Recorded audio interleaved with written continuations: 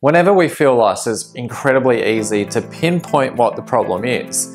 And the problem is this: we've disconnected from our sense of identity. You see, when we're clear as to who we are and where we're going, it's easy to feel grounded and self-assured. You've got a plan and you've got a path forward.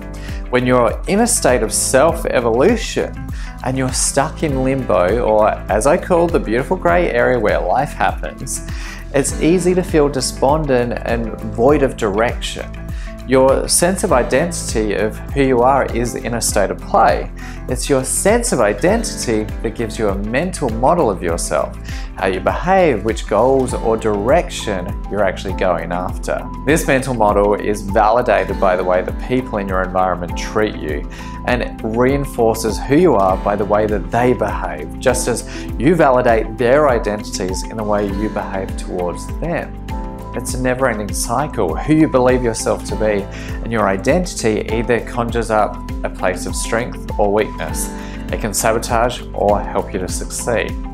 Michael J. Formica describes identity as a house. You never truly own it, it's only a rental. So throughout time, you're going to move into different homes that are better suited to who you are at that stage in your life. So when you're feeling lost, you've simply chosen to hold the identity of a person who feels lost. And unless you choose otherwise, that's exactly where you're going to stay. So the very first place for you to begin is to take on the identity of a person who knows what they want, who can access their capability and find momentum. And what I want you to do is think of 3 times in your life in which you feel confident. You knew where you were going, you had passion, you were excited, and you had direction. The contents of these 3 times in your life really isn't important.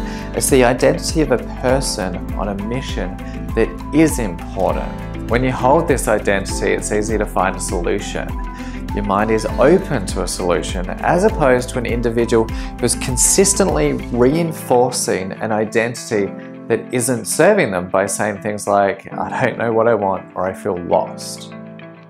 So finally, I want you to ask yourself this: who do you want to become? The activities around who that person is, once again, isn't important. Just focus on values, beliefs, and the type of father, mother, brother, or sister that you want to become. This is going to help you create a new mental model for moving forward when you feel lost. And this is how we begin to close the identity gap. For more lessons on becoming unstoppable, head over to theidentitygap.co. I'll see you there shortly. Take care.